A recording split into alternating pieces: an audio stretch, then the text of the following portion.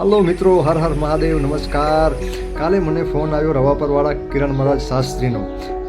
Phone કરી મને કીધું કે મારી પ્રાણ પ્રતિષ્ઠા પ્રોગ્રામ ચાલુ છે જિંજાઈ ગામ, જે નખત્રાણા તાલુકામાં આવેલું છે, જ્યાં લક્ષ્મીનારાયણની પ્રાણ પ્રતિષ્ઠા મહોત્સવનો કાર્યક્રમ છે. તો તમારે ત્યાં રંગોળી બનાવવાની છે.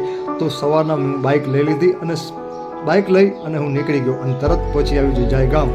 આ જિંજાઈ ગામમાં આવી સરસ મજાનો માહોલ જોઈ અને સરસ મજાની વ્યવસ્થા લઈ બપોરના મેં ભોજન કર્યું. કિરણભાઈ શાસ્ત્રી સાથે વાતચીત કરી અને અમે સિલેક્ટ કરી એક સરસ મજાની રંગોળી, જે કૃષ્ણ ભગવાનની રંગોળી હતી. અને આ રંગોળી પૂરતા આનંદ થયો, મજા પણ આવી. વચવચમાં ચાય પાણી અને લોકોના ટોળા પણ જોવા મળ્યા જોવા માટે, રંગોળી માટે.